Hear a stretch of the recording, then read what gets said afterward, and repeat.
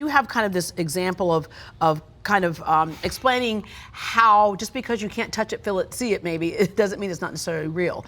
And it's how cell phones work, for example. How many of you know how cell phones work?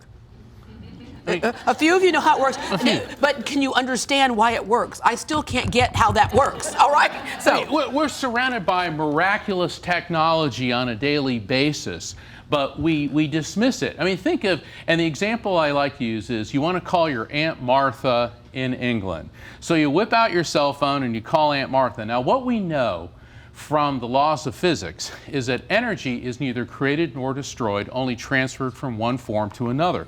So suddenly, the energy in your brain sends a signal to your vocal cords to start vibrating. So electrical energy becomes mechanical energy, and it sends another signal to your lungs to compress. So now mechanical energy is turned into muscular energy, and then air is being shoved out your lungs, and then that mechanical energy of your vocal cords vibrating becomes sound wave energy, which then hits the plate in the speaker of your cell phone, which vibrates, taking that sound wave energy, turning into mechanical energy, which then becomes electrical energy, which then hits the antenna, turning into radio wave energy, which then hits a tower not far from you, which then takes that radio wave energy, turns it into electrical energy, which sends it through miles of metallic wires up to a huge antenna dish, which then converts that electrical energy into radio wave energy, which then beams it up to a satellite.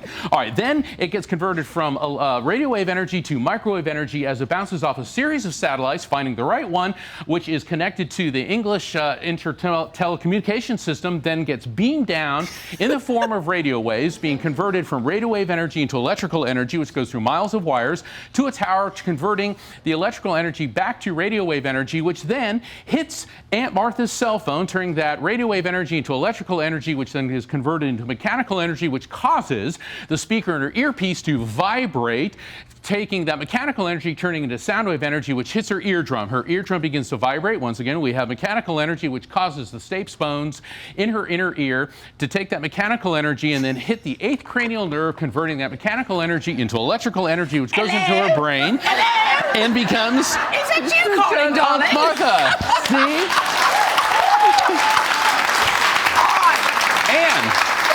And all of this happens at 186,282 miles per second.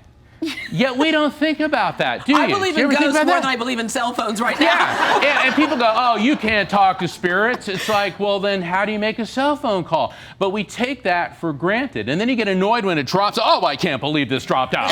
You know, so where did it get lost? Somewhere over, the Atlantic Ocean or the Somewhere satellite over the rainbow. Somewhere right? over yeah, exactly.